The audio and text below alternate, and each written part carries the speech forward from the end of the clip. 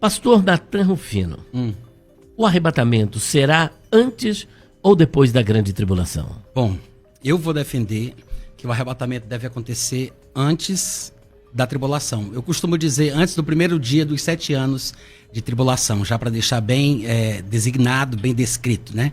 Agora, a razão pela qual eu acredito dessa forma é porque eu penso que nas epístolas de Paulo nós encontramos a explicação irrefutável de que não tem como acontecer em qualquer outro tempo. Se nós conhecêssemos apenas o Antigo Testamento, não saberíamos do arrebatamento. Se conhecêssemos apenas os Evangelhos, eu acredito que não perceberíamos. E se lêssemos até mesmo as epístolas dos outros escritores do Novo Testamento, a gente não entenderia do que se trata, porque me parece que a revelação do Novo Testamento ela vem única e exclusivamente, de forma especial, escolhida por Deus através do ministério de Paulo. E é por isso que eu acho que nas epístolas de Paulo a gente encontra a explicação, como eu gosto de dizer, irrefutável, de que o arrebatamento não só existe, mas como ele acontece e quando. Pastor César Cavalcante ouviu atentamente a exposição do pastor Natan Rufino, a sua posição para que os ouvintes possam estar inteirados, porque o senhor aí, por enquanto, ainda não mudou, né? Uhum. Obrigado, pastor Elias. Natan, muito bom rever você, um amigo querido. Amém. Pensamos diferente a respeito desse assunto.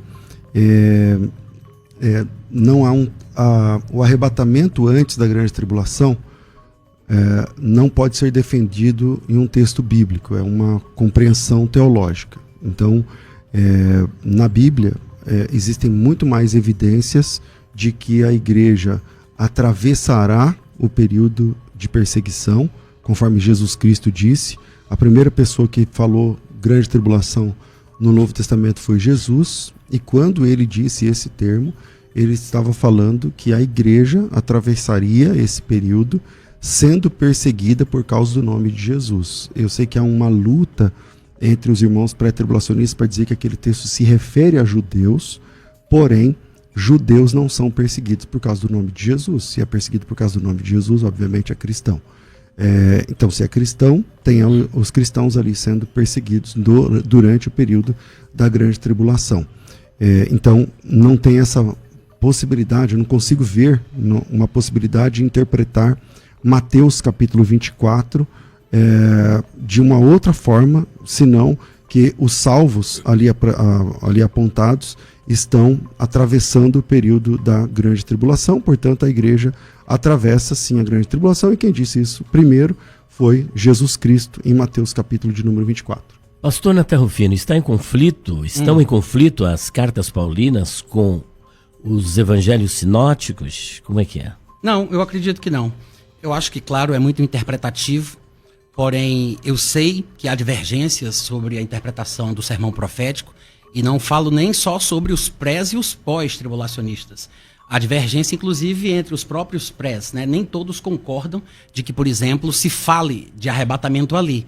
Então, eu sei que os evangelhos eles acabam gerando essa controvérsia, não que os outros textos não gerem também, né? Mas eu acredito que as epístolas de Paulo, e me permitam dizer assim, tá? É porque isso, para mim, é muito claro. Eu acho que se a gente mergulha nas epístolas, especialmente de Paulo, é difícil a gente ler, entender e não enxergar o arrebatamento como um acontecimento pré-tribulacional. Essa é a minha opinião. Muito bem, pastor César. Bom, vamos lá. Na primeira fala, o Natan falou que ele consegue enxergar a igreja sendo arrebatada antes dos 7 anos de grande tribulação. Antes de começar o programa, ele falou: em alguma coisa a gente concorda na escatologia, que as 70 semanas de Daniel já se cumpriram, ele mesmo sendo pós entende assim. E aí, como é que fica a questão? Elias assustado, arregalou. Ele sendo pós, eu não entendi. Eu sou pré. Desculpa, eu falei errado. Ele sendo pré, entende que as 70 semanas já se cumpriram. Aonde tem esses 7 anos de grande tribulação? Onde está escrito? Eu acredito que os 7 anos eles podem ser vistos no texto de Daniel, capítulo 9, não só lá, mas eu acho que as citações das metades ou dos tempos relacionados à tribulação no próprio livro de Apocalipse, aqueles números de 42 meses, 1260 dias, né? Um tempo, 2 tempos, metade de um tempo.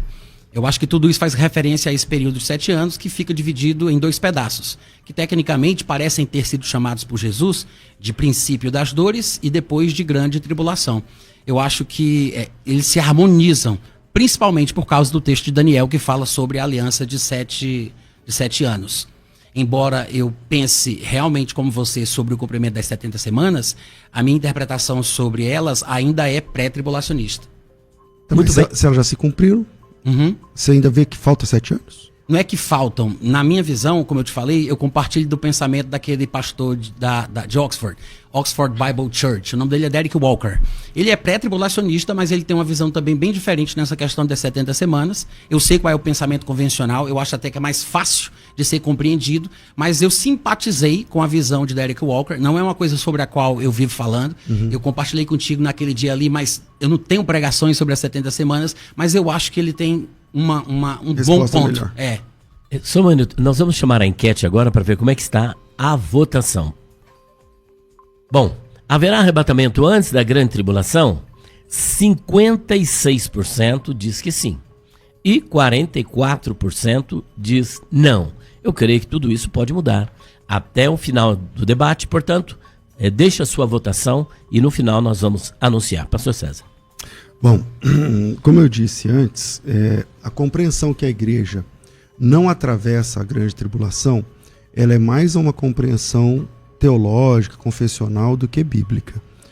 Nas escrituras, Jesus Cristo, quando ele fala, né, do sermão profético lá de Mateus capítulo 24, que também se repete em Lucas, em Marcos, tal, ele começa cautelando os discípulos, e veja que interessante, há um discurso dizendo que, desculpa gente, que esse texto é para judeus, mas o verso 1 diz assim: Jesus, tendo saído do templo, ia se retirando, quando se aproximaram dele os seus discípulos, para lhes mostrar as construções do templo.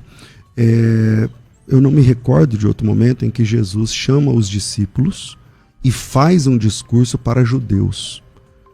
De vez em quando na Bíblia ele fala para judeus, quando ele é perseguido, tal, mas quando ele chama os discípulos, ele está falando para discípulos de Jesus. E aí ele começa a falar, quando os discípulos fazem a pergunta, quando será isso, que sinal haverá de sua vinda, tal, ele começa a explicar. E lá pelas tantas ele fala, vocês vão ouvir falar de guerra, rumor de guerra, mas ainda não é o fim. Portanto, se levantar a nação contra a nação, haverá fome, terremoto, peste em vários lugares, tal. Isso é o princípio das dores. Então, vocês serão atribulados, e vos matarão, e vocês serão odiados de todas as nações por causa do meu nome. Como que não é a igreja aqui? Porque se as pessoas são perseguidas e odiadas de todas as nações por causa do nome do Senhor Jesus, quem leva o nome do Senhor Jesus a nível de se tornar testemunha, no sentido de mártir, não é crente. Se é crente, não seria aqui um sinal claro que Jesus está falando da igreja? Bom, o pastor Nathan Rufino irá responder a pergunta do pastor César, e logo após tem um ouvinte na ponta da linha. Eu estou aqui seguindo a orientação lá. Vai. É isso que eu não sei. Me apontaram lá que... Bora lá. Eu respondo então? Isso, responde. Bom, eu acho, César, inclusive, que o sermão profético, que se espalha em diversos capítulos dos evangelhos, eu acho também que ele aparece fragmentado em Lucas capítulo 17, porque os elementos de Mateus 24 parecem se repetir lá.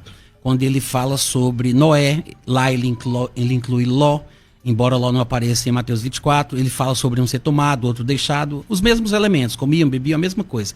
Só que lá você vai ver que ele diz que não foram os discípulos que se aproximaram, ele fala dos fariseus, dos religiosos judeus, e aí ele responde para eles que o reino de Deus não virá de forma aparente, né? De qualquer forma, eu só disse isso para relatar que eu acredito que a multidão dos ouvintes de Jesus era uma multidão plural. Ela não era formada apenas por ouvintes, seguidores e discípulos, mas no meio de todas as pessoas que ouviam, tinham os outros judeus que ainda eram reticentes, céticos, alguns até opositores, os religiosos. Além disso, os próprios discípulos, eles eram judeus e eles representavam os futuros judeus crentes desse período tribulacional. Porque a gente sabe que ele não estava falando especificamente de João, de Pedro e desses seguidores pessoais daquele momento, estarem presentes na tribulação milênios depois, né? Ele falava de forma representativa, falando provavelmente de crentes. Agora, considerar os crentes do período tribulacional como a igreja não é uma coisa de todo errada. Eu sei que a maioria dos pré-tribulacionistas dizem que não é a igreja. Eu também penso assim, que a designação mais correta talvez não seja o uso dessa palavra, mas, verdade seja dita, Irineu falava isso. Irineu usava esse linguajar. Agora, o que acontecia com Irineu? Irineu, ele não tinha... eu sei que isso vai soar um pouco estranho, mas depois a gente pode tentar entrar nisso aí, mas Irineu, ele era pré-tribulacionista, embora as pessoas não tenham percebido isso, mas ele tem um livro que foi publicado no ano 180, que se chama Contra as Heresias, que é um livro justamente escrito para combater os gnósticos. Os 4 primeiros volumes desse livro de 5 volumes, né, são especificamente dos gnósticos, e no 5º ele fala somente sobre escatologia. E ele vai falar exatamente isso, que tem uma igreja que será arrebatada antes do começo da tribulação. Ele diz isso no livro 5, capítulo 29, verso 1. Ele diz que vai ter uma igreja que vai ser arrebatada antes do começo da tribulação. Ele fala de uma igreja que sobreviverá às perseguições do anticristo e passará e atravessará a tribulação e estará de pé em seus corpos quando Jesus voltar. E ele fala de uma igreja que será assassinada, mas ressuscitará e receberá corpos glorificados. Por quê? Porque para Irineu a palavra igreja era um termo genérico, que era como usar a palavra santos, justos, crentes. Ou seja, não é que ele tivesse necessariamente uma escatologia diferente, mas a eclesiologia dele era diferente um pouco da nossa. Então, Irineu fazia isso. Então eu entendo essa questão de chamar os crentes do período tribulacional de igreja, embora hoje os pré-tribulacionistas atuais distingam para não gerar confusão, mas Irineu fazia isso. E se a pessoa lê o livro de Irineu não tendo consciência dos termos que ele usava, vai pensar que Irineu era pós. Mas você tem vários trechos onde ele fala de igrejas, aspas, diferentes, né? Bom, em primeiro lugar, essa é a primeira vez que eu estou ouvindo esse argumento, então eu sou novo nisso, porque é o seguinte: o Irineu é um dos grandes pós-tribulacionistas da história da igreja, né? Rapaz! Eu vou ler aqui um trecho do livro que você citou e do capítulo que você citou. Você citou o livro Contra Heresias, capítulo 5, verso 29. Eu vou ler o 35. Todas essas profecias se referem, sem contestação, à ressurreição dos justos, que se realizará depois do advento do anticristo e da eliminação das nações submetidas à sua autoridade. Isso é Irineu. 35:1? 35:1, exatamente. Então, não somente esse texto, porque quando as pessoas têm uma tradução espúria do texto de Irineu, e que pode dar a entender essa questão, mas seguramente o livro todo de Irineu, especialmente o Contra Heresias, ele é um livro que defende a posição pós-tribulacionista várias vezes, pelo menos umas 10, 12 vezes dentro do texto. Mas, enfim, vamos discutir a Bíblia, não é? Não, mas se precisar, a gente pode voltar a isso, porque na verdade eu conheço as passagens, eu acho que é uma questão de hermenêutica, de interpretação. Como eu falei, confunde porque ele usa o termo igreja para vários grupos de salvos. E ele inclusive menciona uma igreja que será arrebatada antes do início da tribulação. E essa extração que eu fiz foi daquela edição da editora Paulus, aquele livro verdinho. Você conhece, né? Aquele Conheço. Que é publicado então é que assim, a citação de Irineu, ela é baseada numa versão tendenciosa de uma passagem obscura feita por um pré-tribulacionista que definitivamente não traduz o pensamento do Irineu no grego. A edição inglesa clássica da literatura, traduzida em grego por tal Alexander Roberts, tal, que é isso que você está citando aí, ele vai deixar entender, e o problema está na construção gramatical do texto de Irineu, que emprega uma inversão de palavras. Aqui está eu vou deixar aqui uma tradução do texto que diz assim, ó: e por isso, no final, sendo a igreja reunidamente arrebatada daqui, haverá, dizem, uma tribulação como nunca houve desde o princípio e jamais haverá. Pois será a última provação dos justos, na qual os vencedores serão coroados com incorruptibilidade. Então essa versão dá margem para acreditar que haverá um arrebatamento antes e outro arrebatamento depois, como você falou isso. Não. Como você falou, um arrebatamento só. Mas depois ele fala de um arrebatamento depois. Não. Então parece que é uma igreja que vai e outra que fica. Não, é diferente. Ele cita uma igreja que sai da tribulação e outra que participa. Isso seria sim, isso. sem dois arrebatamentos. Então, mas está claro que aquele que... vamos lá, o verso 26, o mesmo livro, o mesmo capítulo. Está claro, portanto, que aquele que deve vir matará 3 desses reis, e que os outros se lhe submeterão, e que ele será o 8º dentre eles. Eles destruirão a Babilônia, reduzi-la-ão a cinzas, darão seu reino à besta e perseguirão a igreja. Mas Exatamente. em seguida serão destruídos pela vinda de nosso Senhor Jesus. Então, Exatamente. Vez após vez, ele fala que a igreja vai atravessar a grande tribulação, e em um momento tem uma tradução que não foi feliz, que pode dar a entender isso, mas seguramente ele não é pré. Ele mesmo diz várias vezes, repetidamente, que é pós. Pastor Natan. Eu acho que é exatamente o contrário.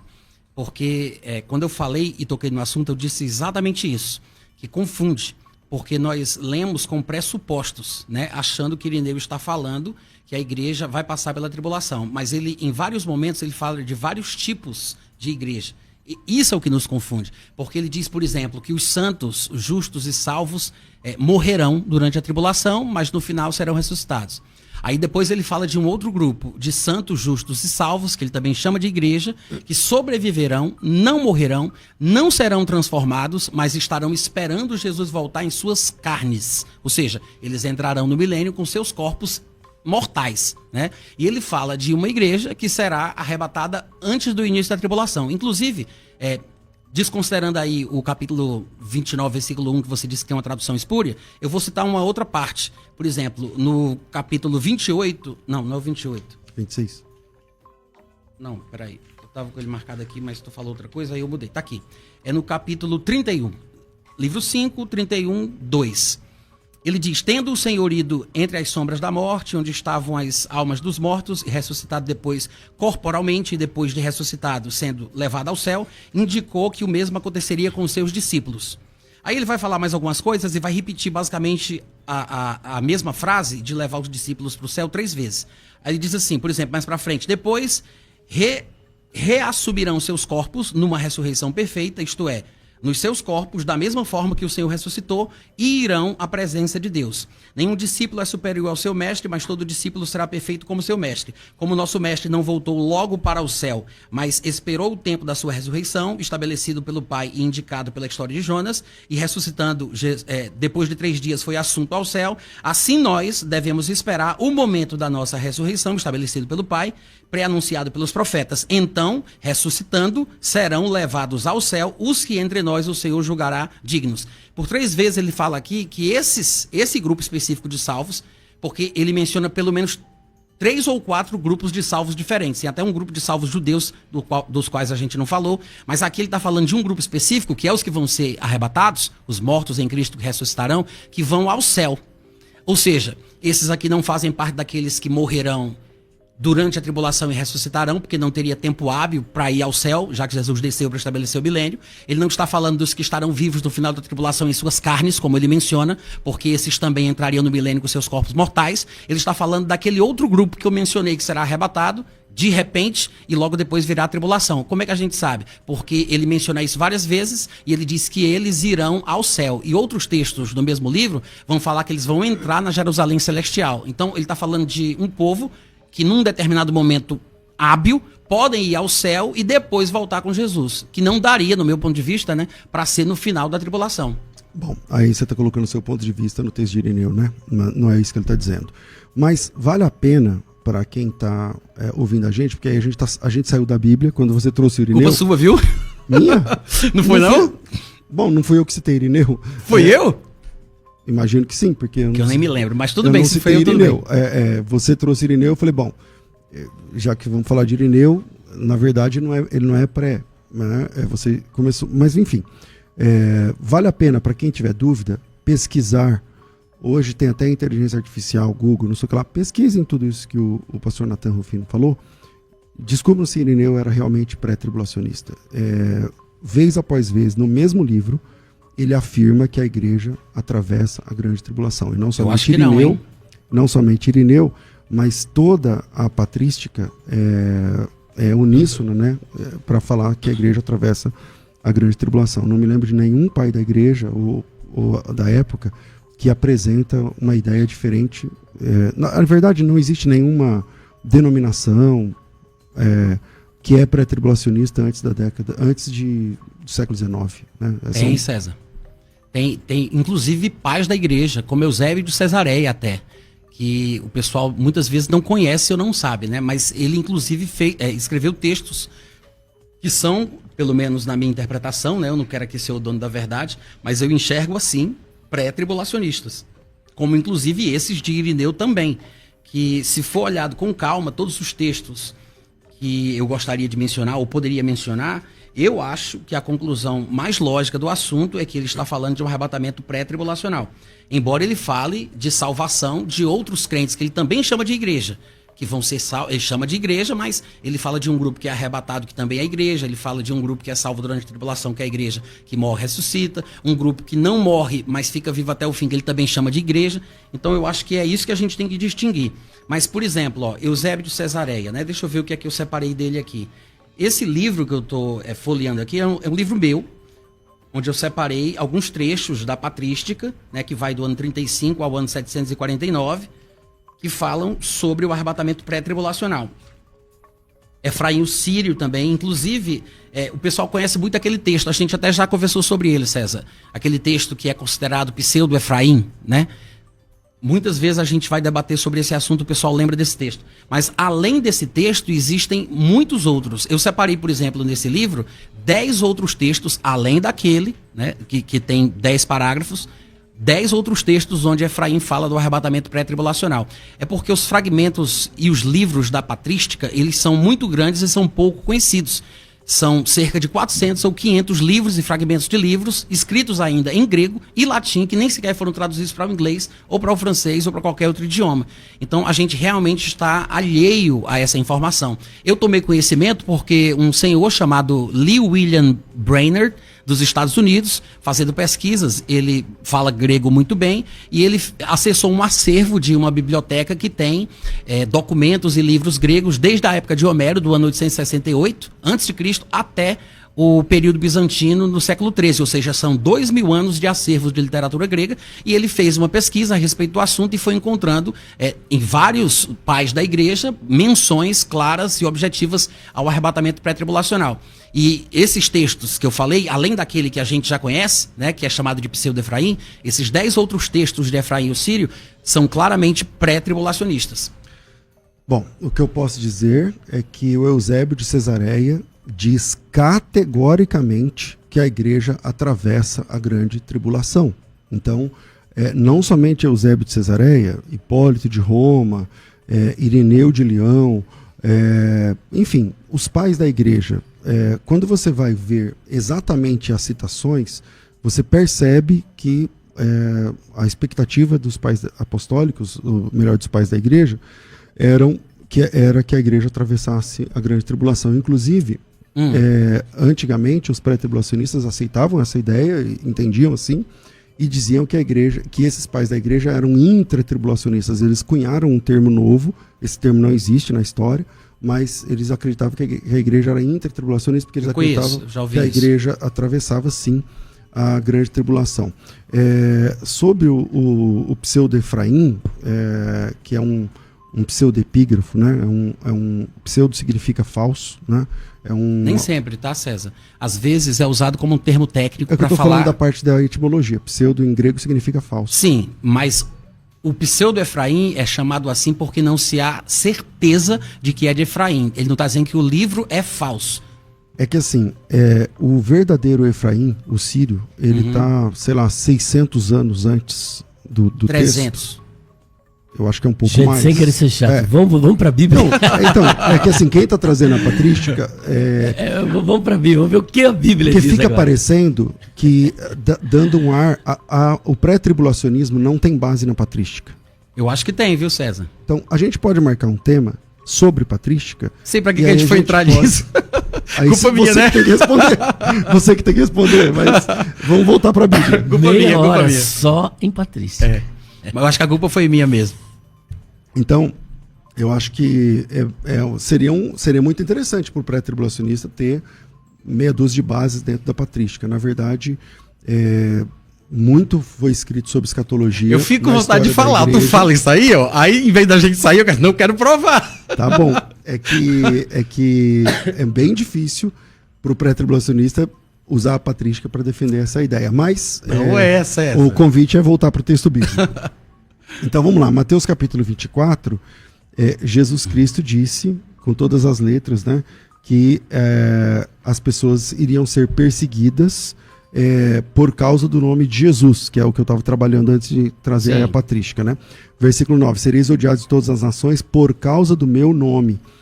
Se é por causa do nome de Jesus, não dá para entender aí que eram cristãos? Cristãos, mas talvez, especificamente ali naquele momento, ele falava para cristãos judeus. E como eu comentava, eu não acredito que ele estava falando para Pedro, para João e para os discípulos presentes. Porque se ele falava da tribulação, que aconteceria milênios depois, eles estavam sendo usados como referência, né? A respeito desses cristãos, provavelmente judeus, no futuro. Viu como eu sou humilde? Provavelmente, tá? Mas agora, judeus perseguidos por causa do nome de Jesus, como seria isso? judeus crentes ou judeus cristãos. Okay. Se são convertidos, então são igreja. Sim, não, é aquela coisa da terminologia, né? Irineu chama de igreja. Eu prefiro chamar de outro nome para não Para de confundir. falar do Irineu. Desculpa. Tá, você tem razão, senão a gente volta para lá, né? Mas o que acontece é o seguinte, eu acredito que o texto de Mateus, ele é muito bom. Eu sou um tipo de pré-tribulacionista que defende o arrebatamento pré-tribulacional em Mateus 24, diferente de alguns dos meus colegas que pensam que ali não existe isso, não tem arrebatamento pré-tribulacional de forma nenhuma. Parece que tem uma visão que diz que é só para judeus, né, Elias? Uma coisa mais ou menos assim. Não, eu acredito que tem. Só que o arrebatamento em Mateus sim, 24? e pré-tribulacional. Só que eu não vejo o arrebatamento, por exemplo, nos versículos clássicos do pós-tribulacionismo. Aonde está o arrebatamento 29, em Mateus 30, 24? 31. Não está nos versículos 29, 30 e 31, que são comumente usados quando o pessoal fala sobre o soar o clangor da grande lá. trombeta. Mas aonde que está então? No meu ponto de vista, estão somente do versículo 32 para frente, que é quando Jesus vai começar a contar uma parábola sobre a figueira e todas as árvores que começam a brotar, e quando as pessoas veem isso, elas sabem que está próximo o verão. Aí ele diz, da mesma forma, quando estas coisas da tribulação começarem a acontecer, vocês sabem que está próximo o estabelecimento do reino. Agora, quando isso começa a acontecer, ninguém sabe o dia nem a hora. Pronto. Nesse momento, na minha interpretação, ele tocou no arrebatamento pela primeira vez em Mateus capítulo 24. Tá, vamos ver se isso aqui resiste à prova do texto, né? Diz assim, ó, palavras de Jesus. Aprendei, pois, a parábola da figueira. Quando já os seus ramos se renovam, as folhas brotam, sabeis que está próximo o verão. Assim também vós, quando virdes todas estas coisas, sabei que está próximo às portas. Então, está chegando. Em verdade vos digo que não passará essa geração sem que tudo isso aconteça. Passará os céus e a terra, minha palavra não passará. A respeito daquele dia e hora, ninguém sabe, nem o filho, senão o pai. Tá ok. Qual que é o assunto de arrebatamento aqui? Exatamente aí. Porque ele está falando o seguinte, que ele conta tudo, aí ele faz uma espécie de recapitulação, só que agora fazendo uma abordagem parabólica. Aí ele diz, né, que será como... Obrigado. Aí ele fala que será... para reparar na figueira. Eu sei que muita gente confunde pensando que figueira é uma menção a Israel, mas não é. Tanto que lá em Lucas capítulo 21, no versículo 29 e 30, que é o texto paralelo, ele vai dizer, vede a figueira e todas as árvores, né? Ele quer falar apenas sobre o fato do brotamento das árvores indicarem a proximidade do verão. Aí ele diz, da mesma forma, quando vocês veem o brotamento, vocês sabem que o verão está próximo. Quando vocês verem todas estas coisas que foram mencionadas ali, do período tribulacional, sabei que está próximo. Lá em Lucas 21, 29 e 30, ele diz, está próximo o estabelecimento do reino de Deus. Então, quando as coisas da tribulação acontecerem, que ele compara ao brotamento das árvores, está próximo ao reino, que ele compara com o verão. Agora, quando isso começa a acontecer, ninguém sabe. Ninguém sabe o dia e a hora do começo do brotamento. Quando começa, todo mundo sabe que está perto. Mas ninguém sabe quando começa. Que é por isso que ele vai dizer, vai ser como foi nos dias de Noé. Ninguém se preocupava com nada, vivendo a sua vida tranquila, comendo, bebendo, até que de repente Noé entra na arca e vem o dilúvio. Então eu entendo que Jesus está falando ali que esse momento de rompimento, ele vai acontecer num período de paz e de tranquilidade. E esse momento de rompimento que inicia a tribulação, ele parece estar colado parede com o acontecimento da retirada dos justos, que ele compara com a retirada de Noé, e também lá em Lucas 17 ele compara com a retirada de Ló. Depois que o justo é retirado, aí vem o derramamento do juízo. E você acha que o Noé foi retirado ou ele atravessou o dilúvio? Noé, ele foi retirado no sentido de ficar acima da tribulação do seu tempo, né? Na arca, acima das águas, e depois que tudo passou, ele desce à terra e repovoa o mundo. Assim como Ló, por exemplo, que foi retirado de Sodoma e Gomorra então, é que assim, veio o juízo. Você fez uma construção falando assim que isso aí estaria tudo bem quando vai vindo. Quando, na verdade, ele fala que esse assunto não é a grande tribulação, mas a vinda do Filho do Homem. Que assunto? Esse assunto que estaria tudo bem, e aí é a vinda do Filho do Homem, e não exatamente a tribulação. Não é a chegada da tribulação, mas é a chegada do Filho do Homem. Então, o texto diz assim, como foi nos dias de Noé, assim será também a vinda do Filho do Homem. Eu concordo com você sobre a figueira, gênero, número e grau. Ele está dizendo assim, quando a figueira se renova, ou as outras árvores, está próximo o verão. Então, ali é um sinal da chegada de Jesus. E aqui ele vai dizer o seguinte, como nos dias de Noé, assim será também na vinda do Filho do Homem. Como nos dias anteriores ao dilúvio, comia, bebia, casava, dava em casamento, e não perceberam até que Noé entrou na arca. Então, o mundo não percebeu. Sim. Até que Noé entrou na arca. Então, o Noé sabia, o mundo não sabia. Concordo. O Noé foi divinamente inspirado, avisado. E não perceberam até que veio o dilúvio e levou todos. Sim. Então, parece que essa tribulação, esse momento aqui, a volta de Cristo, ela não é percebida por quem é do mundo, mas é esperada por aqueles que estão representados em Noé. Então, parece que é disso que ele está falando aqui nesse texto. Eu acho que tem um detalhe muito importante que não pode ser ignorado. Ele está falando sobre características do momento em que isso vai acontecer. Porque ele diz, compravam, comiam, casavam, davam-se em casamento, vendiam. Ele está falando de uma característica normal, não anormal. Não é incomum, é uma vida tranquila, mansa. Está tudo normal, está tudo bem. Ou seja, esse período não pode ser o período da vinda de Cristo no final da tribulação, porque se ele estivesse falando sobre isso, eles não poderiam estar nessa paz toda. Isso tem que ser um período, como o próprio texto diz, anterior ao juízo. Ele fala, nos dias anteriores ao dilúvio, compravam, comiam, vendiam, davam-se casamento. Então ele está fazendo uma comparação dos dias anteriores ao período turbulento. Não tem como ele estar falando do final da tribulação, dizendo que está todo mundo em paz. É que assim, o assunto aqui que ele está trazendo não é a tribulação, como eu estou dizendo agora, mas sim a chegada, como vai ser o momento da chegada do Filho e a questão de quem está esperando e quem está desapercebido. Então, o assunto não é se estão em tribulação ou se não estão. A questão é, um grupo está desapercebido, que é o pessoal da época de Noé, e o Noé e sua família está esperando, está aguardando. Só que aí não termina assim, continua assim o texto, ó. E não percebeu até que veio o dilúvio e levou a todos. Sim, Airo. O levou aqui são os perdidos ou os salvos? Aí são os perdidos que ele está falando do dilúvio matando os pecadores. Isso, os levados aqui são os perdidos. Sim, Airo. Assim será também na vinda do Filho do Homem.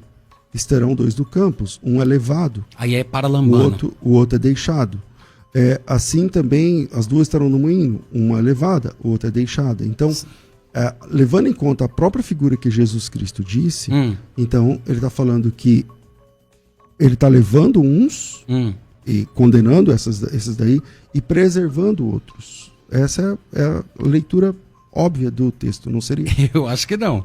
Na minha interpretação, eu tô até atravessando aqui, viu, Elias? Não sei se você tem que interromper, mas tá no bate-bola aqui nós dois, né?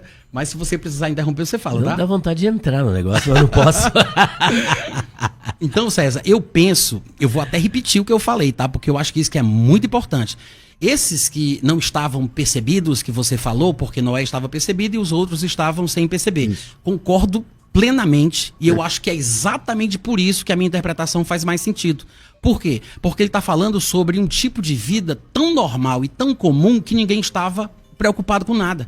Era a vida como ela é hoje. Comendo, bebendo, casando, dando-se em casamento. A tribulação nem sequer tinha começado, porque se a tribulação começa e vem esse período de angústia como nunca houve, nem jamais haverá, que os poderes dos céus serão abalados, o sol ficará preto, a lua vermelha como sangue, as estrelas cairão do céu pela terra, e será aquela confusão toda, não tem como ele dar essa característica de tranquilidade. Então ele deve estar falando sobre um momento antes do início da tribulação. O irrompimento é exatamente ali, Quando Noé entra da arca, vê o dilúvio e mata todo mundo. Essa é a figura. Ou seja, na minha interpretação, né? Os justos são retirados, como Ló foi, como Noé foi, e aí sim vem a tribulação. Não, mas é que se mata todo mundo. Vou levar em conta, por exemplo, eu não consigo entender essa lógica, porque o assunto não é esse. O assunto é a chegada de Jesus e não a expectativa das pessoas. Por isso ninguém está percebendo. Agora, vou levar em conta que você tem razão 1 minuto. Aí você vai perceber que vai ficar desconexo daí para frente. Por quê? Ele chega e mata todo mundo. Quem? Bom, tá falando da volta de Jesus. A volta de Jesus aqui é o dilúvio, tá certo? O dilúvio para Noé é como a volta de Cristo aqui. Tem um pequeno porém. É o que você está falando. Você está dizendo assim... Não necessariamente, né? Eu estou falando sobre o início da tribulação, mas...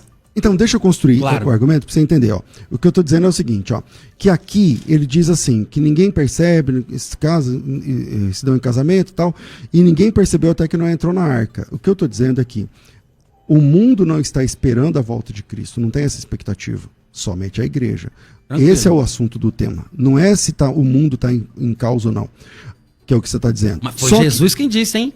Okay. Jesus quem disse. E é isso que ele disse aqui também. Ele disse, será como? Ou seja, aí ele diz como. Comiam, compravam, casavam. Ele mostra a característica do período. Deixa eu oferecer aqui o argumento para você trabalhar. Tá. Aí é o seguinte. Se isso que você está falando é um fato, então veio o dilúvio e destruiu todos. É isso que vai acontecer na hora do arrebatamento? Não é o arrebatamento. Não foi o que você acabou de dizer? Não, o arrebatamento, no caso, seria representado pela retirada de Ló, pela retirada de Noé.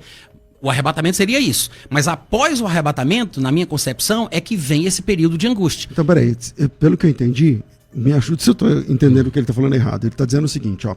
Esse texto que eu li, assim como os dias anteriores ao dilúvio, comia, bebia, casava e dava casamento, até que não entrou na arca e o mundo não percebeu, até que veio, e não perceberam até que veio o dilúvio e levou a todos. Ele está dizendo que aqui é o arrebatamento, porque ninguém estava percebendo. Não. O que eu entendi?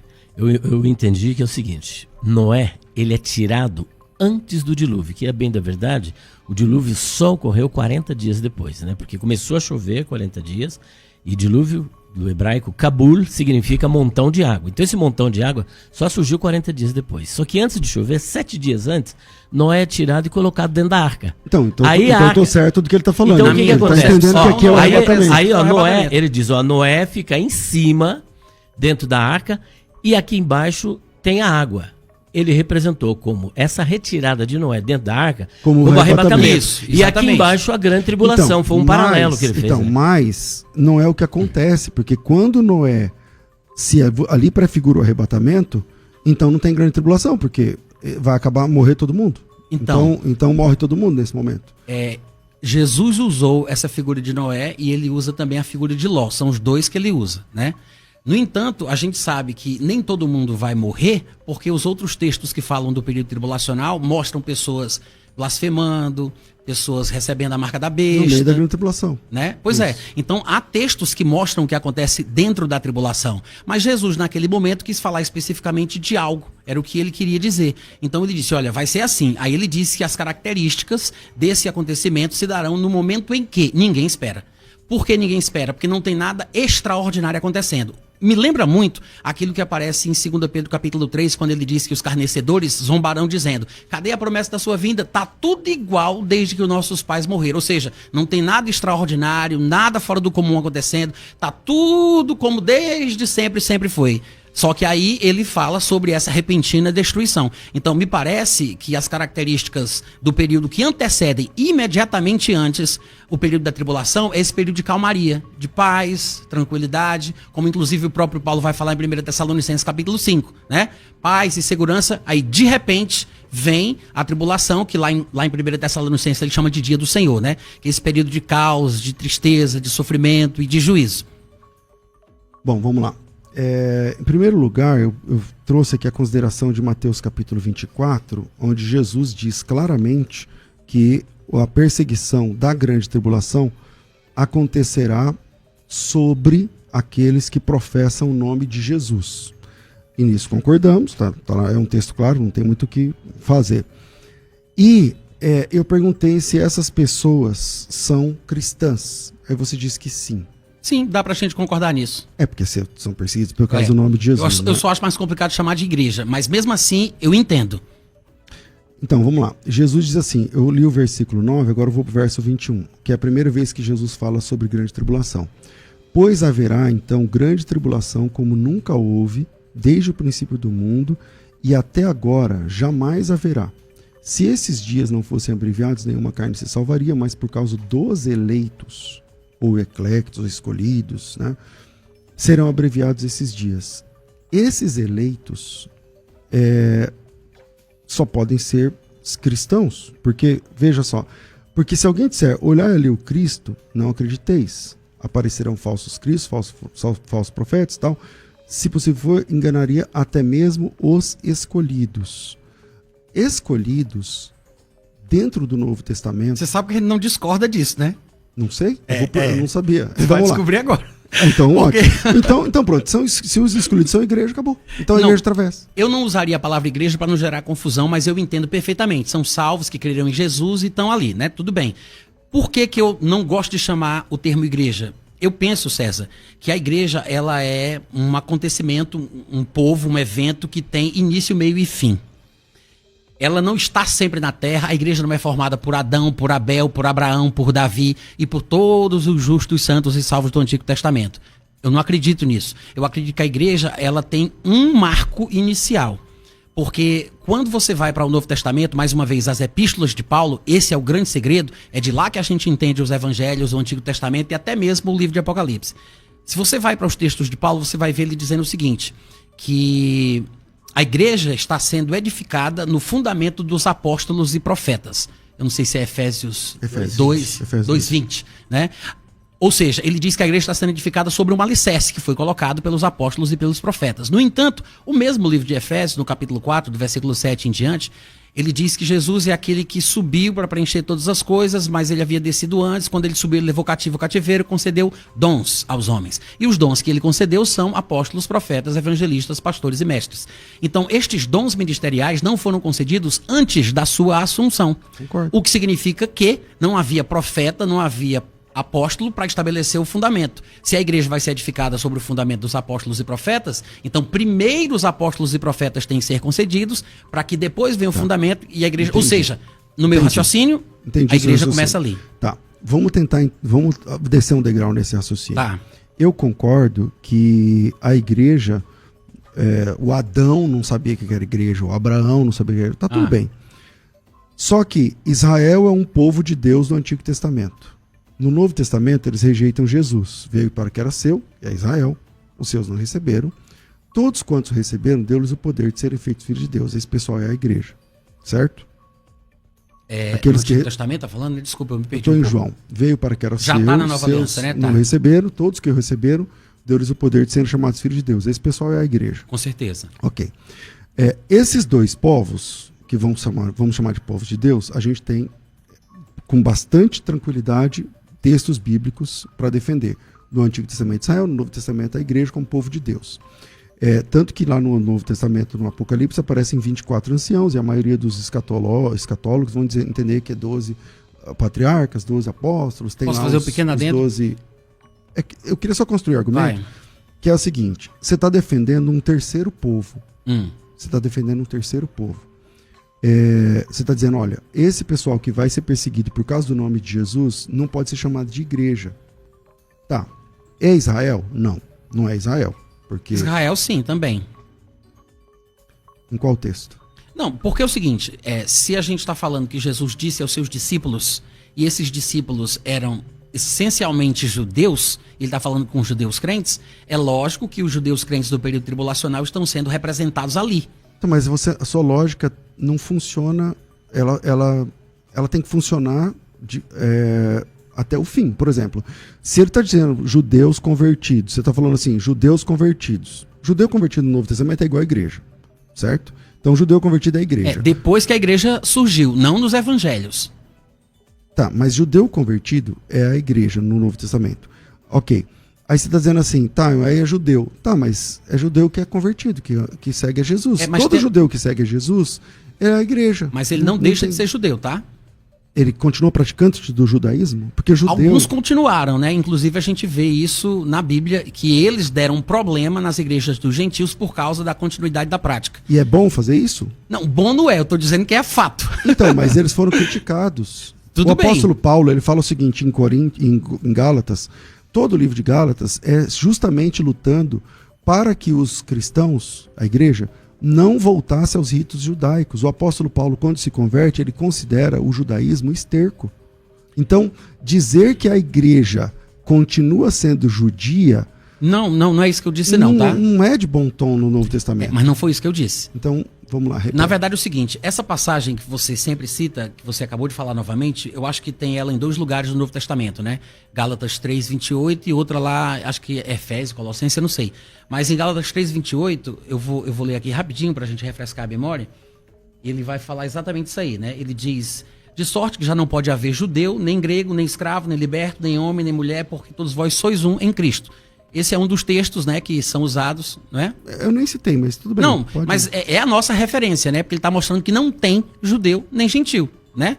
Que é a nossa referência, para mostrar que todos são um. As distinções são encerradas, né? Esse é um dos textos. Tem outro também, que eu não sei se é Colossenses ou se é Efésios, mas esse é um dos textos. Só que você observa que, embora ele faça esse nivelamento, ao mesmo tempo... Isso não significa que as características judaicas, étnicas e culturais e tudo mais sejam completamente abolidas, porque ele coloca no mesmo pacote judeu e gentil, mas ele fala de homem e de mulher. Se ele estivesse falando que toda e qualquer característica judaica tem que ser eliminada e abolida, ou como se Deus não tivesse mais nenhum plano ou um programa com a nação de Israel porque a igreja surgiu, seria mais ou menos a mesma coisa de pensar que também não há distinções e funções específicas para o homem e para a mulher. Só porque ele diz que não tem homem e não tem mulher. Na salvação não tem mesmo. Não, exatamente. Porque Deus não faz acepção de pessoas e todos são um em Cristo. Nem judeu, nem grego, nem homem, nem Sim, mulher. mas isso não significa que as escrituras não testemunhem que Deus tem um plano específico para a nação de Israel. Então é assim... Embora não seja nem isso que eu queria falar, tá? Eu acho que... Porque assim, você tá dizendo assim, tem Israel como povo de Deus no Antigo Testamento, a igreja no Novo Testamento. E esses que são chamados de eclectos aqui, no período, né, da tribulação. Aí você está construindo um terceiro povo só para não chamá-los de igreja. Aí eu respeito, mas para você construir esse terceiro povo, você tem que apresentar pelo menos um texto, uma ideia que não faz parte da igreja. Você chamaria Abraão e Davi como integrantes da igreja de Cristo? Mas não estou chamando, até aqui eu concordo. Não, beleza. Então, nesse aspecto, você também acha que eles não faziam parte da igreja, né? O que eu entendo é o seguinte, que Deus, ele escolhe, ele forma, na verdade, Israel, não é que ele escolheu, né? Ele formou Israel para que Israel trouxesse ao mundo a encarnação de Deus, que é Cristo. E, a partir dessa encarnação, todos os povos fossem salvos para cumprir o que está escrito lá no chamamento de Abraão. Em ti serão benditas todas as famílias da terra. Todas as famílias da terra só podem ser benditas a partir da pessoa de Jesus. Concordo. E não no judaísmo. Isso aí eu concordo. Então o que eu estou dizendo é que o sensus plenior de todas as promessas aos judeus se cumpre em Cristo. É por isso que Pedro, ele fala assim, vós sois o sacerdócio real, vós sois a nação eleita. E aquelas palavras eram para os judeus no Antigo Testamento. Então, a minha pergunta permanece. Você está defendendo que os eclectos lá da grande tribulação, porque de fato tem eleitos na grande tribulação atravessando, salvos. Sem dúvida, como tinha no Antigo Testamento, tem no período da igreja, da nova aliança. E cristãos, servos de Jesus Cristo. Eu estou dizendo, não é mais fácil reconhecer que eles são igreja? Não, eu acho que pode confundir, né? Embora Irineu fizesse isso, e pelo que eu vejo, eu acho que você ficou confuso por causa da terminologia de Irineu. Porque eu leio e vejo outra coisa. Eu entendo diferente, porque ele faz exatamente isso, ele chama de igreja todos os salvos de todos os períodos, os arrebatados, os que morrem na tribulação, os que sobrevivem, etc e tal. Mas a gente está falando sobre isso porque tu citou Mateus 24 falando dos eleitos que seriam... Como foi? O tempo seria abreviado por causa dos eleitos, aquela coisa toda. Embora seja um texto interessante e bom de ser debatido, eu acho que é confuso, porque os textos das epístolas de Paulo são mais claros a respeito do assunto. Tá, então é um terceiro povo. Não é judeu e também não é igreja. É um terceiro povo. Para dizer que é um terceiro povo... Que terceiro povo? Tá falando de quê? Os eleitos da grande tribulação. Você não aceita que é a igreja, certo? Não, igreja eu acredito que não seja, Ok, porque então no meu não é ponto de igreja. vista ele já terminou. Ok. São salvos, eleitos, então tá bom. justos, Ok, crentes, ok. como o povo do Antigo Testamento. Ok. Então eles fazem parte de Israel do Antigo Testamento? Não, são salvos, crentes e justos. Tá, então é um outro grupo. Mas no Antigo Testamento, tinha pessoas que eram salvas que nem sequer faziam parte de Israel. Há textos do Antigo Testamento mostrando que Deus tinha povos separados de outras nações que eram seus escolhidos, que não faziam. Inclusive, quem fala muito sobre isso é o Don Richardson, no Fator Melquisedeque. Ou seja, tudo bem, Israel era a referência oficial da representação divina, mas isso não quer dizer que as outras pessoas não estavam encontrando Deus em suas nações e onde eles se encontravam. Então, eu vou dizer, então não era povo de Deus. Era, mas Israel era a referência oficial da mensagem de Deus na Terra. A gente está falando dos eclectos, dos eleitos, que estão atravessando a grande tribulação.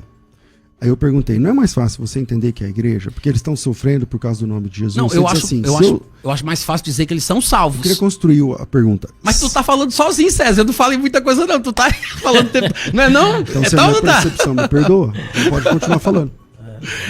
Eu tô aqui, ó, só ouvindo. Eu dou umas participaçãozinhas e tu volta de novo. Pode falar à vontade. Eu acho, César, que realmente a gente pode chamar ele de eleitos, de cristãos, pode até chamar de igreja. Eu, claro, vou interpretar de uma forma. Você vai falar igreja, eu vou compreender o que você está falando, mas eu acho que a igreja, ela começa num determinado momento, porque ela tem início, tem meio e tem fim. Para mim é assim, a igreja começa quando o Espírito Santo vem e ela termina quando o arrebatamento acontece. Para mim é assim. E o período tribulacional é outra tratativa de Deus. É como se Deus voltasse a tratar com os povos do mundo, como ele fazia no período da Antiga Aliança. Inclusive, as características representadas no livro de Apocalipse parecem apontar para isso. Aqueles 2 profetas, o protagonismo de Israel, dos judeus, os 144 judeus das 12 tribos de Israel, e tudo que envolve a nação e a cultura de Israel vem à tona novamente no livro de Apocalipse. Então, é assim que eu penso. A igreja, ela tem esse período, né? E aí ela começa, passa por todo o período que ela tem que passar e termina, mas isso não significa que Deus não continua tratando com o povo do mundo.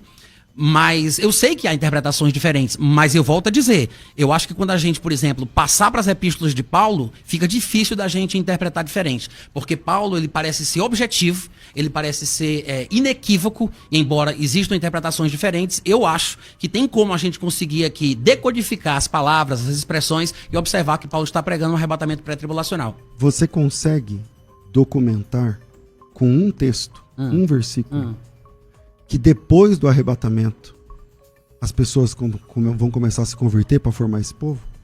Começar a se converter? Não. Se vão se converter, né? Um sim, texto. tem é vários. Me fala um. Eu acho que o próprio texto de Apocalipse capítulo 7, Apocalipse capítulo 11... capítulo 7, vamos lá, qual é o versículo? A partir do versículo 1 até o versículo, acho que 17, talvez, né? Tá falando da tribulação, né? Não, a minha pergunta é, Sobre a aonde tribulação. que essas pessoas se convertem na grande tribulação? Sim. No capítulo 7, do versículo 1 ao versículo 8, ele fala daqueles 144 mil judeus separados e ungidos, que muito provavelmente, pelo que o texto parece indicar, tem uma obra a fazer, porque eles são chamados de servos de Deus. Então eles vão servir de alguma forma no período tribulacional. E pelos outros textos do próprio livro de Apocalipse, a gente observa que ele se refere a homens, né? São homens castos, virgens, que nunca tiveram relação com mulheres, que são separados das 12 tribos de Israel, exatamente 144 mil contados, e que depois destas coisas, diz o versículo 9. Ou seja, parece que o capítulo 7 de Apocalipse ele se divide em 2 pedaços. Essa separação desses judeus que são ungidos para servir de uma determinada forma, e depois do versículo 9 até o final, ele fala da conversão de várias pessoas vindo de várias nações. Legal, mostra essa conversão no texto. Qual é o texto? Depois destas coisas, eis que vi uma grande multidão que ninguém podia enumerar, de todas as nações, tribos, povos, línguas, em pé diante do trono e diante do Cordeiro, vestidos de vestiduras brancas, com palmas nas mãos, e clamavam com grande voz ao nosso Deus, se assenta e tal. Todos os anjos estavam de pé.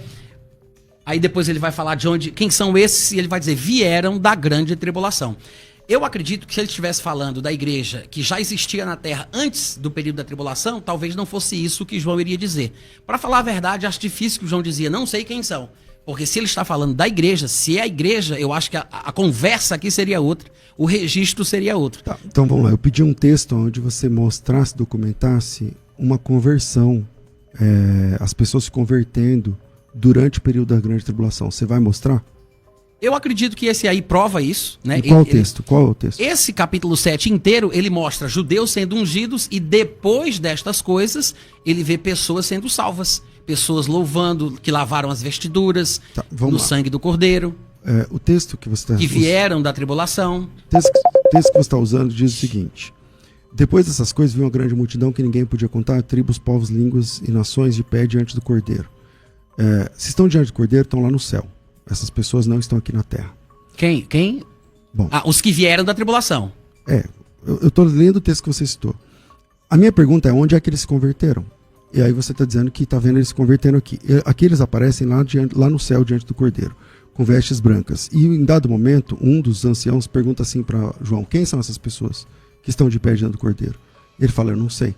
E ele diz: estes são os que vieram da grande tribulação, lavaram suas vestes, alvejaram no sangue do Cordeiro, razão pelas quais se acham diante do trono de Deus e o servem de dia e de noite no seu santuário. Essas pessoas, elas não estão se convertendo na grande tribulação. Peraí, mas deixa eu só concluir. Vai, César. Essas pessoas não estão se convertendo na grande tribulação, que é o texto que eu pedi. Essas pessoas, elas estão sendo perseguidas e mortas durante a grande tribulação por causa do nome de Jesus. Ou seja, elas atravessaram a grande tribulação e se tornaram mártires, sendo ali assassinados, e por causa disso estão de pé diante do Cordeiro. Eu acho que do mesmo jeito que você diz que a minha explicação não justifica a minha interpretação, eu penso a mesma coisa do que você está falando. Porque, claro, é preciso esse exercício, né? Você está dizendo, atravessaram, já eram crentes antes. O texto também não diz isso. Ele diz assim, esses são os que vieram da grande tribulação. Não diz, eles eram crentes antes, a tribulação começou, eles continuaram crentes, aí quando a tribulação começou, eles morreram. Não diz isso, eles não atravessaram, diz que vem da tribulação. Não, vamos lá. Né? É o que diz, vem da tribulação. Então, e diz que lavaram as vestes. Na tribulação, eles lavaram as vestes e... no sangue de Cristo, eles foram mortos. Vieram de onde? Do período da grande tribulação. Ou seja, se eles lavaram as vestes e vieram da tribulação, é uma inferência concluir que eles lavaram antes de começar a tribulação, depois entraram na tribulação, aí vieram da tribulação. Você está dizendo vieram da tribulação? Não é mais fácil dizer foi de lá que eles vieram, que eles se transformaram em cristãos? Não é lá que eles lavaram? Por que eu tenho que pensar que é de antes, se ele está dizendo que é da tribulação? Então vamos lá. Por causa do todo das escrituras, Natan. Então é uma inferência. A sua é sempre uma inferência sua. Não é um texto claro. Então, o que o texto claro diz é assim, por exemplo, capítulo 9, na grande tribulação. Os outros homens que não foram mortos por esses flagelos não se arrependeram das suas obras, não deixaram de adorar os demônios, os ídolos de ouro, de prata, de cobre, de pau, tal. Não, versículo 21, não se arrependeram de seus assassinatos, das suas feitiçarias e tal. Capítulo 16 de Apocalipse, versículo de número 9, também diz o seguinte... Capítulo 16, versículo de número 9. Com efeito, os homens que queimaram incenso, calor, os homens que se queimaram com intenso calor, blasfemaram do nome de Deus, que tem autoridade e tal, e não se arrependeram para lhe dar glória. O que acontece em Apocalipse capítulo 7 começa lá no capítulo 6, aquelas almas debaixo do altar, vistas lá no capítulo 6, verso 9, dizendo o seguinte, presta atenção, até quando não julgas e tal, aqueles que... deixa eu achar aqui, capítulo 6, né? Acho que 6 ou 6:9. Acho que é 6:9. Vi o quinto selo. Vi as almas daqueles que tinham sido mortos por causa da palavra de Deus, por causa do testemunho que sustentavam, clamando com grande voz, até quando o soberano Senhor tal não vinga o nosso sangue. Essas pessoas também vieram da grande tribulação, e a versículo 11 diz assim, então a cada um deles foi dada uma vestidura branca, e lhe disseram que repousasse ainda por pouco tempo, até que se completasse o número dos seus irmãos conservos, que seriam mortos, igualmente eles foram. Aí no capítulo 7, aparece uma grande multidão, parece que aí completa-se o número, aparece uma grande multidão, e quando o ancião pergunta de onde vieram, e o João não sabia, ele falou, eles vêm da grande tribulação. Eles vieram da grande tribulação, alvejaram a sua roupa no sangue do Cordeiro, razão pela qual se acham dia e de noite diante do santuário e tal, tudo mais. Eu acho mais lógico pensar que se eles vêm da tribulação, para mim, Me parece mais lógico que eles lavaram as vestes na tribulação, não que eles já eram lavados antes dela começar.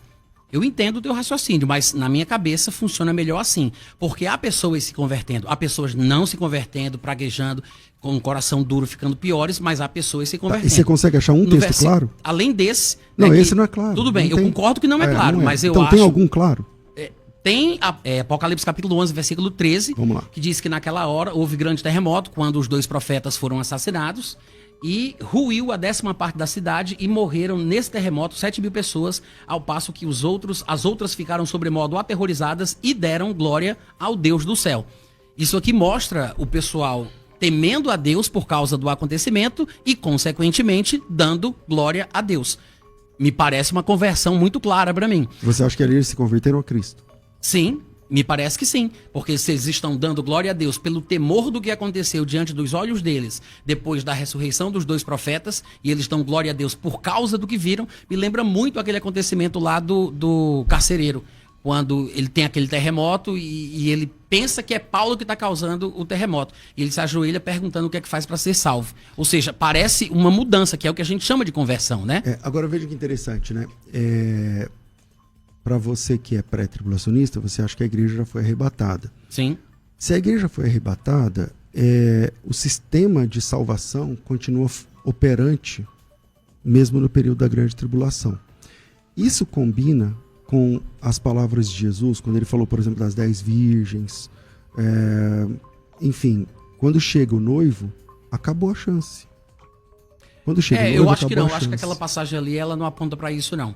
Porque se a gente for para textos claros, eu vou ler para ti um texto de Paulo, tá? Posso ler Paulo? Claro. Em 2 Tessalonicenses, no capítulo 1, Paulo vem falando para a igreja de Tessalônica. A gente sabe que a entrada em Tessalônica, ela foi tumultuada, como está registrado lá em Atos capítulo 17, do versículo 1 ao 9. Aquela coisa lá de Jason, aquela sentença, e parece que ele foi até proibido de voltar para a cidade, né? Com uma multa de R$200.000 por hora. Isso aí. tinha uma autoridade lá também que colocava sentenças duras. Tanto é que o próprio Paulo, em 1 Tessalonicenses 18, ele disse que quis ir novamente visitar os irmãos de Tessalônica, mas Satanás barrou o caminho. Ou seja, era uma situação complexa. Eles estavam sofrendo uma tribulação, que não era a tribulação escatológica, mas, pelo que parece, eles vão pensar que é. Alguns vão pensar que é. Tanto que vem a 2ª carta lá de Paulo tratando sobre o assunto. No capítulo 1, antes de... A primeira ou a 2ª carta? É a 2ª carta. Capítulo 1. No capítulo 1, antes de chegar nessa parte nervosa e principal, que é quando ele vai falar sobre o tema da vinda do Senhor e a nossa reunião com ele, ele vai dizer que eles não devem se perturbar e mudar o que ele havia ensinado pessoalmente em viva voz e pela primeira epístola, né? Só que no capítulo 1, ele já começa falando dessas aflições e tribulações que eles estão enfrentando. E ele vai falar uma coisa interessante. Ele diz assim, ó, eu vou ler desde o versículo 4, tá? Ele diz, a tal ponto que nós mesmos nos gloriamos de vós nas igrejas de Deus, nas igrejas de Deus, à vista da vossa constância e fé em todas as vossas perseguições e tribulações que suportais, sinal evidente do reto juízo de Deus, para que sejais considerados dignos do reino de Deus, pelo qual com efeito estáis sofrendo. Se é justo, se de fato é justo para com Deus, que ele dê em paga tribulação aos que vos atribulam, e a vós outros que sois atribulados, alívio juntamente conosco. Então Paulo está dizendo, eu sei que vocês estão passando por sofrimentos agora, eu sei que vocês estão enfrentando tribulação, eu sei que o povo do mundo persegue vocês, viver piedosamente em Cristo Jesus nesse mundo onde Satanás é Deus é ter que nadar contra a maré, mas o alívio está preparado para a gente. Ou seja, ele está falando que o povo do mundo hoje atribula a igreja, mas vai chegar um momento em que a igreja vai ser aliviada e o povo do mundo vai receber o pagamento da tribulação. Então, me parece que ele fala que a igreja é retirada e o povo do mundo é quem sofre a tribulação, que ele chama aqui de pagamento. Agora veja, você parou de ler no verso 7 pela metade, né? E se você continuar lendo o texto, você parou na vírgula. Certo. E a vós outros, que sois atribulados, dará alívio juntamente conosco. E parou. Sim. Porque Paulo se coloca naquele contexto, inclusive como ele faz na primeira carta, quando ele se coloca no contexto do arrebatamento. Isso. Mas o texto, se você lesse na sequência, se você apenas continuasse a leitura, desmontaria todo o seu argumento. Porque Talvez o texto, não.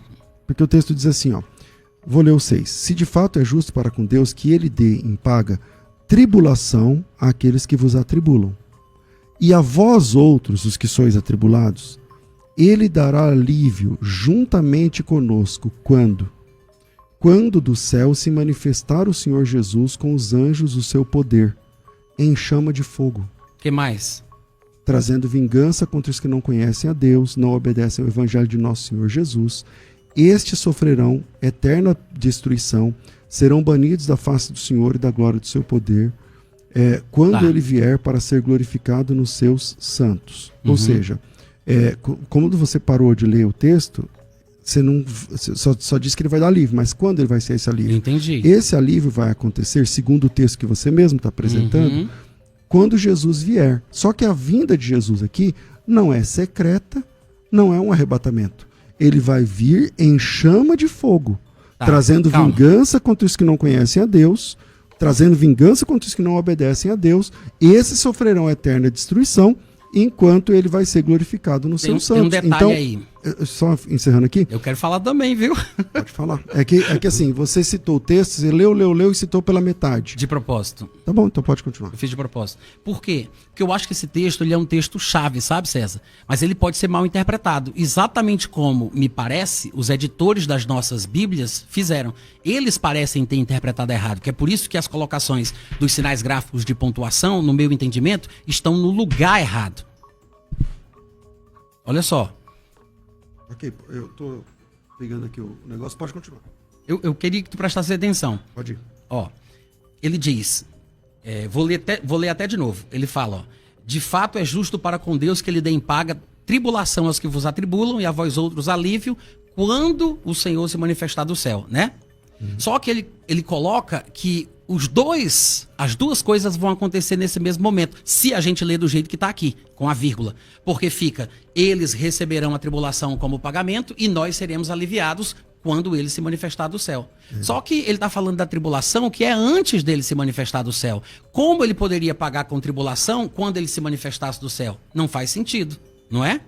É que assim, para você não faz sentido, porque você, antes do texto falar, você tem uma premissa. Não, eu estou falando da tribulação.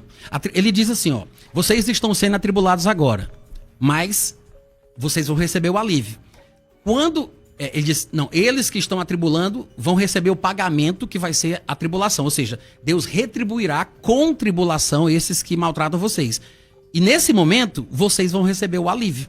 Só que se ele diz que isso acontece quando ele se manifestar do céu, isso significa, como a gente concorda, que é depois da tribulação. Então pronto. Correto? Então você agora posso. Escute, eu estou dizendo, isso não faz sentido. Como é que ele vai pagar com tribulação quando ele se manifestar do céu depois da tribulação? É isso que eu estou falando. Natan, com todo carinho, aí você tem que reclamar com o apóstolo Paulo. Não, é porque tem uma explicação, porque, César. Porque assim, lutar contra o texto é uma luta em glória. Não, porque, eu acho que tu não tá me entendendo. Ou eu não tô sendo claro no que eu tô tentando explicar. Então tá. Porque o que ele tá dizendo aqui é o seguinte... Assim, você tem falado bastante, mas tudo bem, pode concluir. É porque ele tá sem relógio, né? Não, pode concluir. Deixa o César falar. Não, vai, César, vai. Não, eu acho que ele tem falado bem mais, mas tá tudo bem. Pode seguir. E eu tô com a impressão que é tu. Não, tá, deixa ele agora falar, claro, e depois vai, você César, conclui manda, esse César. raciocínio. Vamos lá, César. É o seguinte, dizer que o texto não foi bem traduzido, ou dizer que a pontuação não faz jus ao texto, não cresce nem diminui o problema. Porque o problema é o seguinte, o apóstolo Paulo fala da mesma forma como ele se coloca no último capítulo do Tessalonicenses 4, lá, primeiro livro. Certo. Entre os arrebatados, ele está dizendo, depois nós que ficarmos vivos. Ele diz assim, Tessalonicenses 4,16, o mesmo Senhor descerá do céu. Primeiro, o Senhor descerá.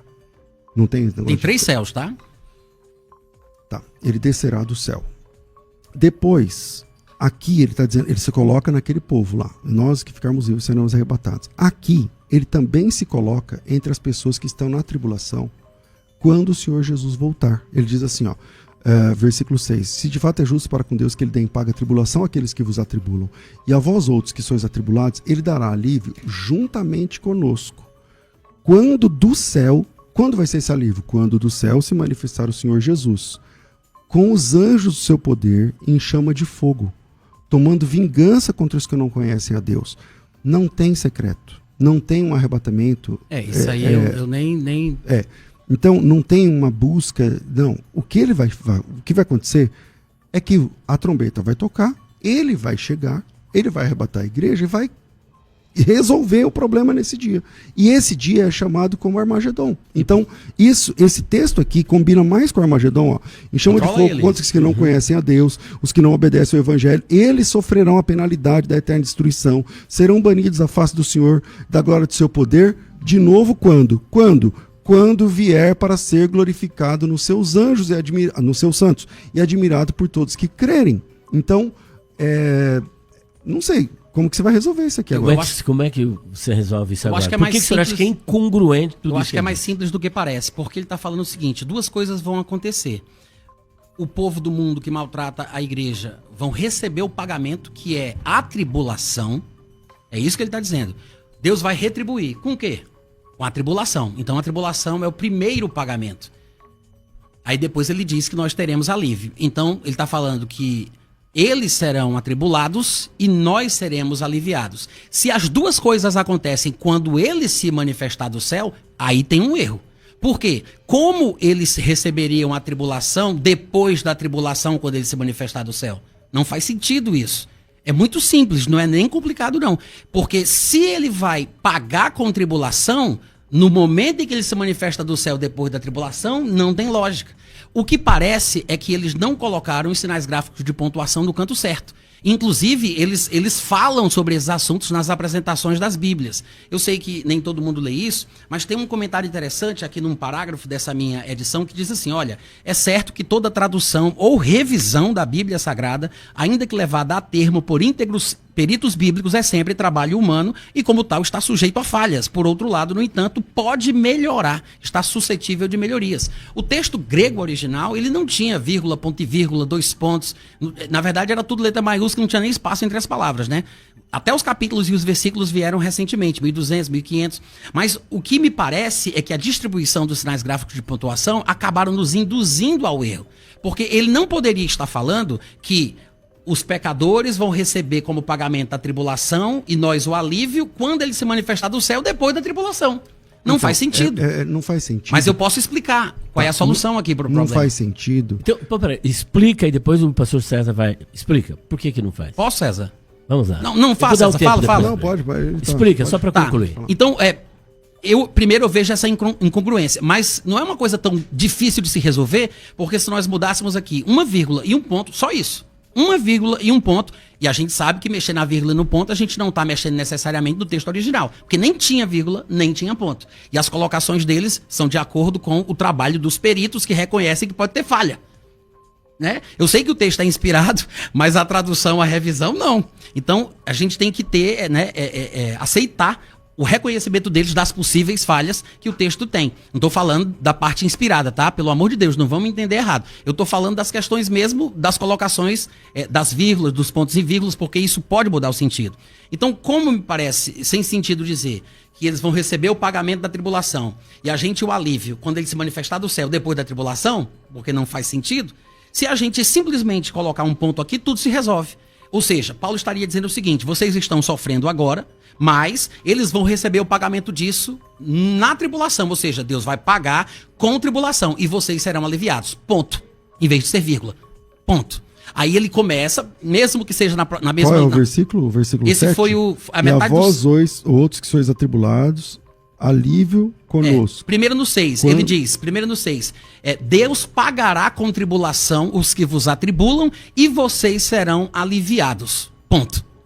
Aí ele começaria, a minha sugestão é colocar um ponto aqui no lugar da vírgula, aí ele começaria. Agora, quando do céu se manifestar o Senhor Jesus com os anjos do seu poder, em chama de fogo, tomando vingança contra os que não conhecem a Deus e não obedecem ao Evangelho, vírgula, em vez de ponto. Estes sofrerão penalidade de eterna destruição, banidos da face do Senhor e da glória do seu poder. Ou seja, eu enxergo... Segue o texto. Tá. Quando ele vier para ser glorificado dos seus santos... Aí tem que mudar aqui também o 10? Aí tem que mudar o 10 também? Essas duas mudanças são suficientes. Por quê? Porque ele está falando sobre 2 tipos de pagamento para os pecadores, 2 tipos de bênçãos para os crentes. Ele fala que nós seremos aliviados enquanto os pecadores serão atribulados.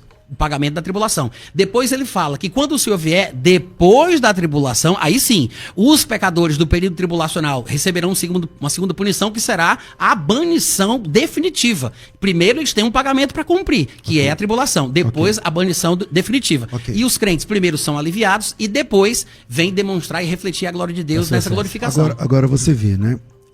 Quando a gente preza mais a nossa compreensão do que o texto, termina nisso que você está fazendo, com todo carinho. Eu acho o contrário. Agora deixa Desculpa. Você está tentando mudar o sentido da palavra, que os estudiosos, enfim, se debruçaram séculos e séculos, pessoas com muito mais capacidade que a gente, não enxergaram isso. Mas para defender uma posição, precisa alterar o texto. E aí, mesmo que você alterasse as vírgulas e pontos, que é verdade, não estão no texto original, mesmo que você alterasse as vírgulas e pontos, não faz sentido no verso 7, não faz ainda, porque o texto diz assim, vou ler, ele dará em paga a tribulação aos que vos atribulam, e vós que sois atribulados, alívio, juntamente conosco. Quando do céu se o quando exige pontuação. O quando exige pontuação. Sim, tem que ter um ponto. Isso. Ele dará alívio juntamente conosco. Quando do céu se manifestar o Senhor Jesus. Aí seria vírgula. Com os anjos do seu poder, em chama de fogo. Só que o problema é que tem dois quandos. Tem um quando no 10 também. E aí no 10 está dizendo assim, vou ler o 8 e 9. Em chama de fogo, tomando vingança contra os que não conhecem a Deus, contra os que não obedecem ao evangelho de nosso Senhor Jesus. Eles, por castigo, padecerão eterna perdição, serão banidos da face do Senhor e da glória do seu poder. Aí de novo tem outro quando. Quando ele vier para ser glorificado nos seus santos. Exatamente. Ou seja, eles serão castigados. Tem dois castigos, né? Quando Jesus...